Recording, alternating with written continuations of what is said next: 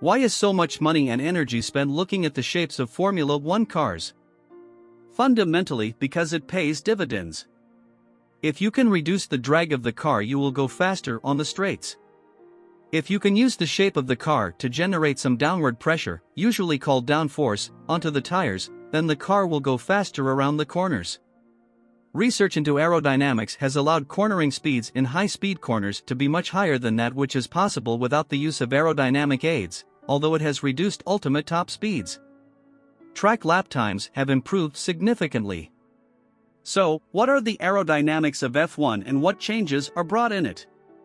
Let's find out. The aerodynamics of F1 cars is intensively researched, and annual 5% to 10% downforce increases have been possible if rules don't change too much between seasons. Due to the nature of the vehicles, the aerodynamics of F1 cars are quite different to that of road cars, with drag coefficients of between 0.7 and 1.0. This is between about 2 and 4 times as much as a good modern road car. This is partly due to the rules. Running exposed wheels is part of the definition of an open-wheeled racing car, and partly because downforce is usually much more important than drag. F1 is introducing new aerodynamic regulations for 2022 with the aim of reducing the dirty air produced by the current cars, which makes passing difficult. The new F1 car features a simpler front wing and a rear wing designed to push the aerodynamic weight up and over the car following behind. For the first time since the 1980s, F1 cars will use ground effects to generate downforce, with the 2022 cars featuring deep tunnels in the floor to suck the car to the track. The increasing complexity of Formula One cars' aerodynamic add-ons has negatively impacted the quality of racing recently. All of the intricate winglets poking out of the bodywork creates a stream of dirty air coming off the car, causing cars behind to lose downforce, making it harder to execute a pass. For the 2022 season, F1 is introducing new aerodynamic regulations with the goal of reducing this dirty air, and the series has now presented a life-size model of what the next generation of F1 cars will look like. F1 says that the current cars lose 35% of their downforce when they are around 3 car lengths behind another car, with the loss increasing to 47% when they are about 1 car length behind. The new rules promise to lessen those downforce losses to 4% and 18%. A redesigned front wing is simpler than before and has wing flaps that now stretch all the way to the nose.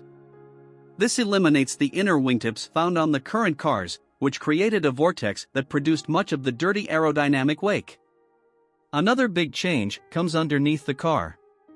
While current F1 cars have a fairly flat floor with a stepped design, the 2022 version will feature deep underfloor tunnels to produce downforce through a ground effect, because simpler wings will yield less downforce.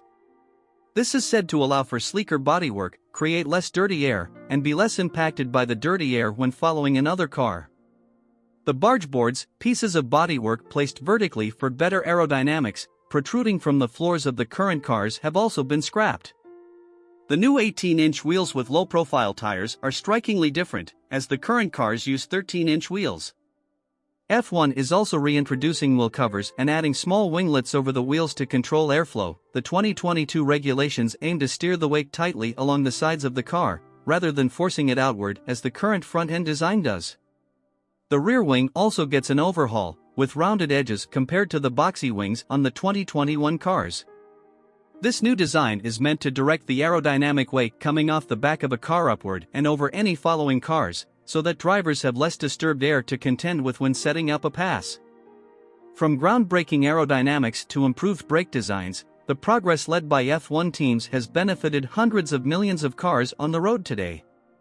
This strategy is in line with initiatives started some years ago by the FIA with the creation of the Environmental Accreditation Program. What do you think of this whole situation? Let us know your opinion in the comments. And while you're down there, leave a like and subscribe to our channel, and we'll see you in the next video.